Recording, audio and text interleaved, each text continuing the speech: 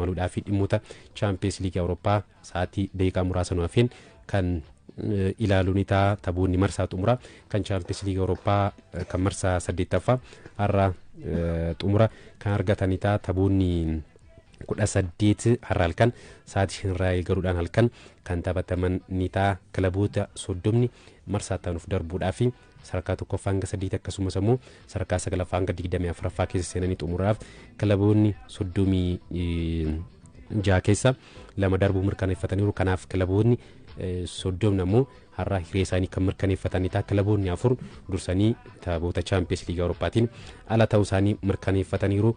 Taphoota har'a taphataman keessa OBN dirree shaampiyoonotaatiin kallattiidhaan kan dabarsu irratti kan xiyyeeffatu ta'a. Chelsiin gara Itaalii maluudhaan staadiyeemii Diego Armando Maradonaatti Naapoli waliin kan morkatu ni ta'a. Kilaboota lachuufuu taphni kun murteessaadha. Chelsiin injifatee darbuudhaaf akkasumas immoo Naapoliinis injifatee tapha dabalataa lama taphachuudhaaf waliin morkatu.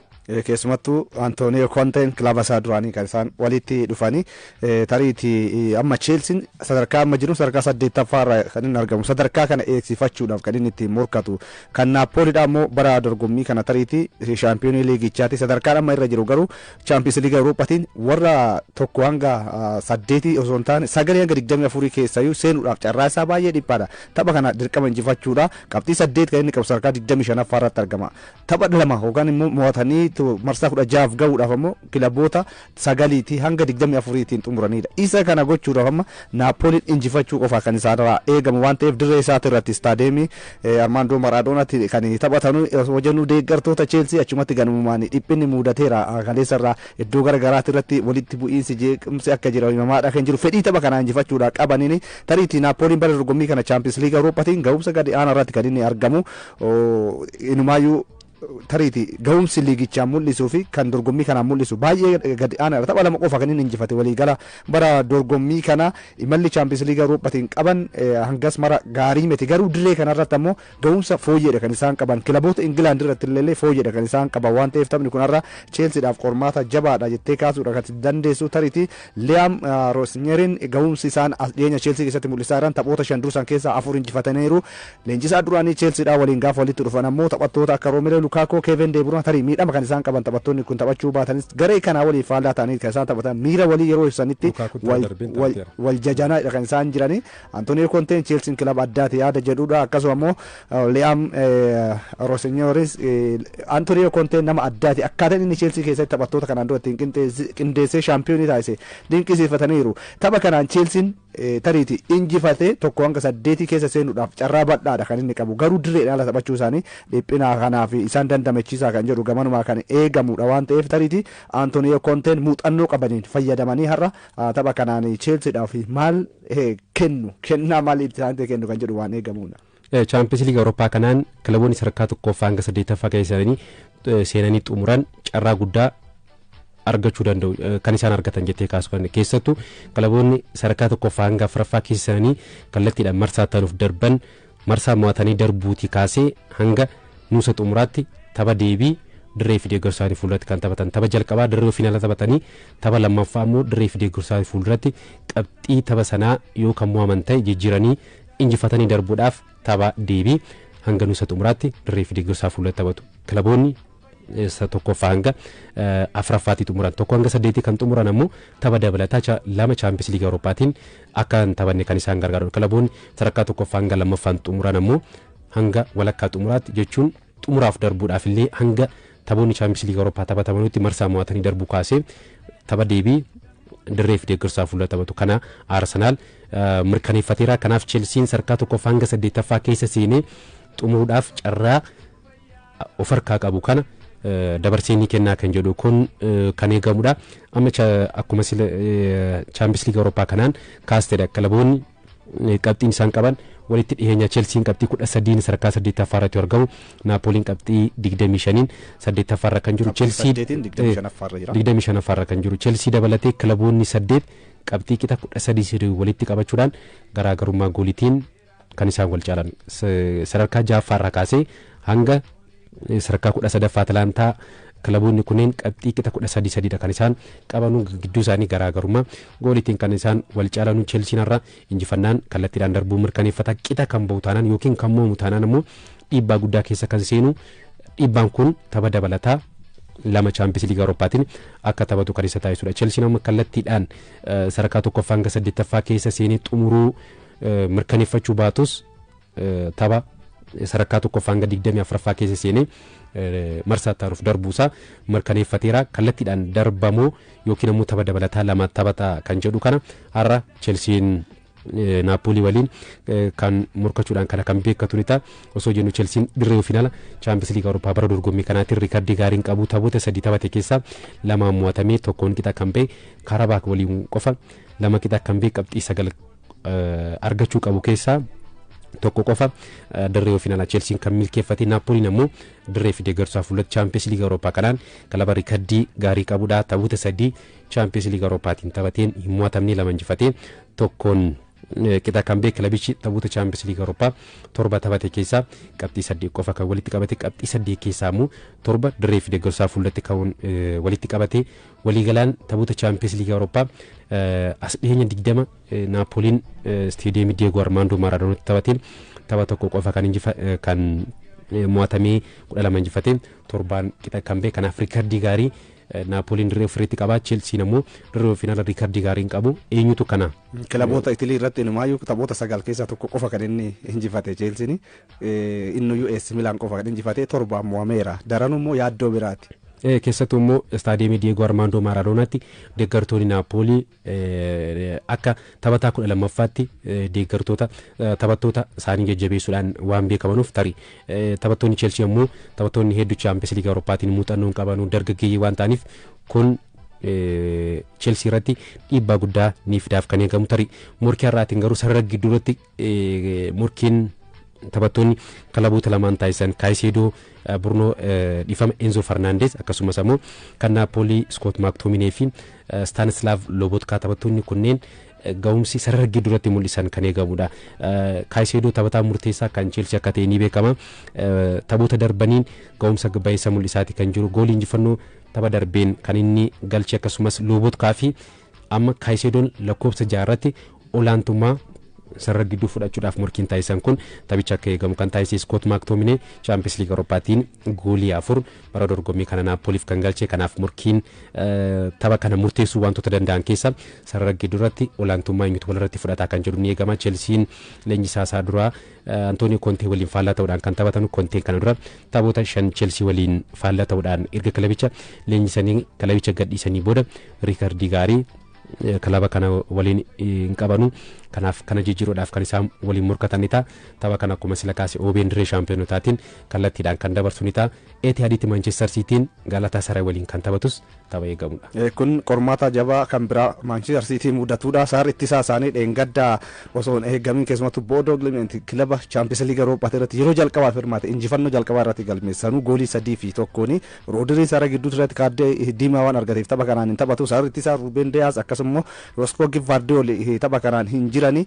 Antoine Semenyo fi Mark Geen hanga marsaa isa mo'atanii darbuutti taphachuu waan hin dandeenyeef ammas Manchester City qormaata biraatti eeggata. Sarara fuulduraa Victor Osimhen akkasumas Leroy Sané faan taphattoonni kanaan dura Manchester City taphatan saffisa isaan qabaniin tapha kanaan duraatiin ilaalleeti kan jiru Atletico Madrid walii yeroo qixa baanitti kun Manchester Cityidhaaf qormaata biraati. Premier League England Wolves injifatan malee Wolves sadarkaa isaanii sadarkaa gara gadii irratti bara dorgommii kana gara injifachuudhaaf rakkateedha. Pep Guardiola garuu injifachuu qofatu nu baasa yaada jedhu kan inni dubbatee har'a tariitii bakka Rodriidha. Nico Gonzalez miidhamarraa deebi'ee akka taphatudha. Pep Guardiola kan dubbate kun tarii Galatasaray kilaboota England irratti ammoo riikardiin qabu olaanaa ta'uudhaan wal qabatee har'a Manchester City Pep Guardiola tariitii yoo waanuma addaa ta'een ala injifannoodhaaf daranuu itti ulfaata tapha kanaan eegu ga'umsa Premier League irratti mul'isan sanaan tariitii Marmush goolii galcheera. Antoine Semenyo goolii galchuudhaan Manchester City keessatti wal baraadha kan inni jiru. Kanas ta'u garuu haalli Bodo Glimt itti mo'atan amma immoo gita isaanii kan hin qabne kilaba Turkii baay'ee cimaa kan ta'e bara dorgommii kana immoo Liverpool illee kan injifate Galatasaray waliin taphachuun isaanii Manchester City dhaaf har'a qormaata biraati irratti qormaata osoo jennu bara darbes Manchester Cityin marsaa tokko hanga 8 keessa seenuu hin dandeenye marsaa 9 hanga 24 keessa seene saniinuu ammoo dorgommicha keessaa kan inni Real Madrid PSG dhaan ba'e ammas qormaanni biraa bara dorgommii walitti aansanii akka hin baaneedhaaf har'a kan isaan Itihaaditti morkatan. Tapha kanaan taphattoonni duraanii Manchester City Leroy Sané fi akkasumas Ilkay Gundogan faallaa Manchester City ta'uudhaan kan morkatanidha.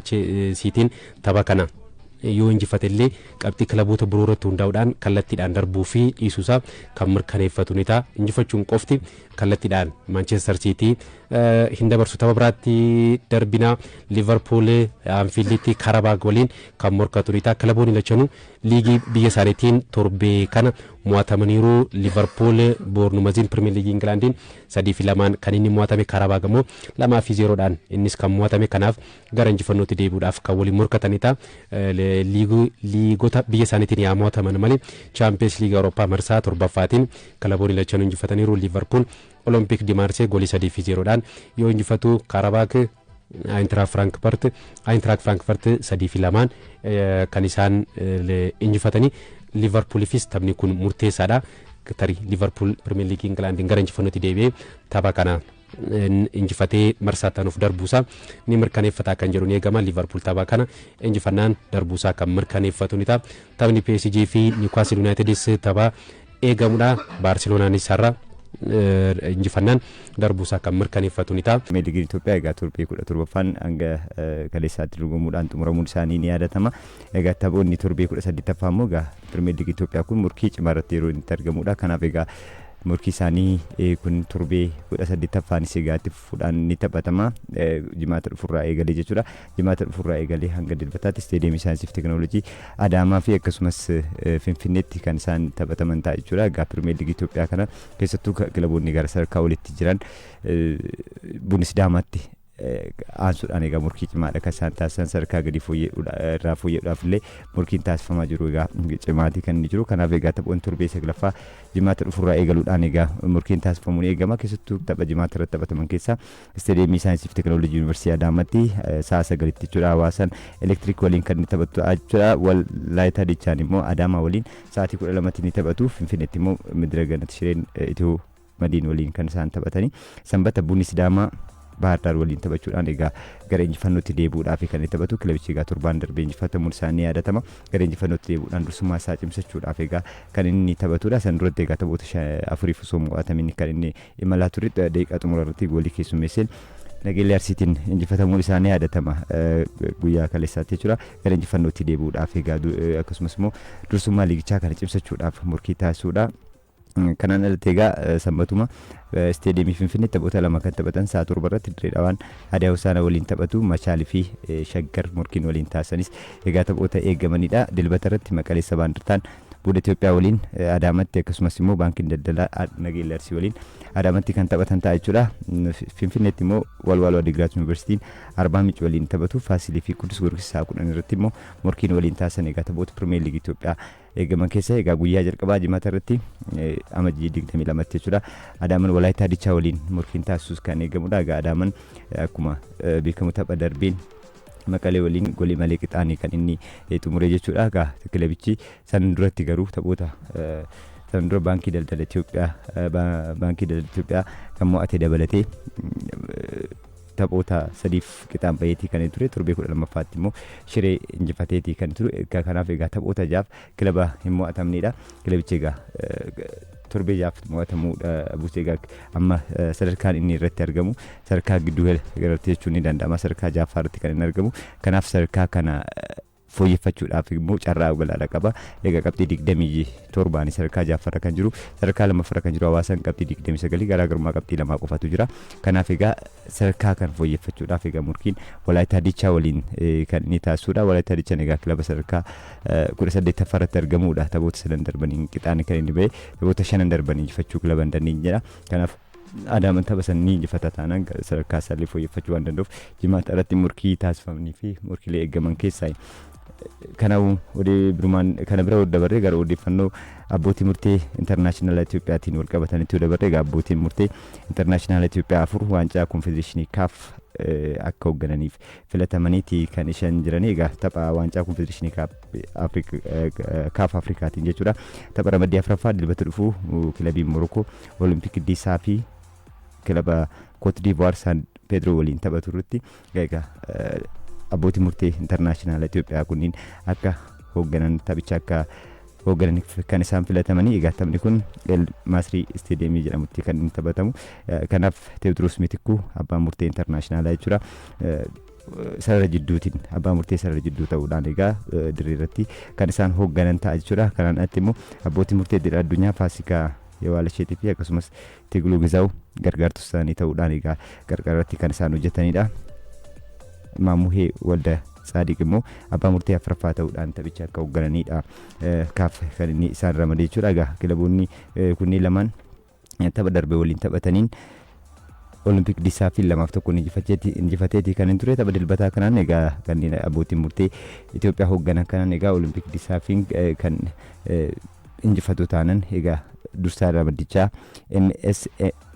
USM Aljeer waliin qixxaachuudhaan egaa carraa marsaa itti darbuudhaaf bal'ifachuudhaaf murkii taasisuudha. Kanatti immoo San Pedroon kilabiin Cote d'Ivoire jechuudha. Qabxii isaa jaangateenis egaa carraa isaa bal'ifachuudhaaf murkii taasisuudha. Kanaaf egaa abbootii murtee intarnaashinaala Itoophiyaa kunniin taphoota kanneen kan isaan hoogganan ta'a jechuudha. Dilbata egaa kun immoo abbootii murtee Itoophiyaatiifis carraa gaariidha jechuun ni danda'ama. Maaliif muuxannoo taphoota intarnaashinaal irratti argatanii fi taphoota ciccimoo sadarkaa kaafis waltajjiilee garaagaraa hoogganuu kan isaan dandeessu waan ta'eef kun wanta gaariidha jechuudha. Isaaniifis maqaa gaarii kan ittiin horatan muuxannoos kan ittiin gabbifatanidha jechuun ni danda'ama.